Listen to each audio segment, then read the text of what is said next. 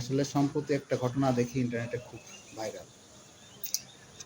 এখন এই ঘটনার পরিপ্রেক্ষিতে সবারই মনে প্রশ্ন জাগছে, আসলে কে বড়?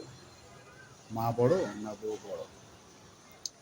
খুব সিম্পল, আসলে আমি বড়। কারণ আমি যদি বেঁচে না থাকি বা আমি যদি আমার জীবনকে অনেক ভালো করতে না পারে, তাহলে তো আমি কাউকে ভালো রাখতে পারবো না। আমার মাকেও না, আমার বউকেও না। সুতরাং আমি মনে করি এখানে আমি বড়। আর যদি এখানে আসে ভালোবাসার প্রশ্ন, ভালোবাসা প্রমাণ করার প্রশ্ন যে কাকে বেশি ভালোবাসে, আসলে পৃথিবীতে সব কিছু দিয়েও ভালোবাসা প্রমাণের কোনো মাপকাঠি নাই যে আপনি অনেক কিছু দিলেন তার মানে আপনি তাকে ভালোবাসছেন তা না। সুতরাং ভালোবাসার পরিমাপের কোনো মাপকাঠি নেই। আর ভালোবাসা দায়িত্ব দুটো দুই রকম।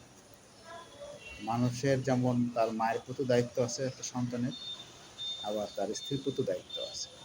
সুতরাং আপনি আপনার মায়ের প্রতি যদি সঠিকভাবে দায়িত্ব পালন করেন, আপনার বউর প্রতি যদি সঠিকভাবে দায়িত্ব পালন করেন, তাহলে আপনার জীবন সাকসেস। ভালোবাসা প্রমাণ করতে গেলে আপনি আসলে এটা তো একটা, আমি মনে করি আপেক্ষিক বিষয়। কাকে কত বেশি ভালোবাসে আসলে এটা সম্ভবও না।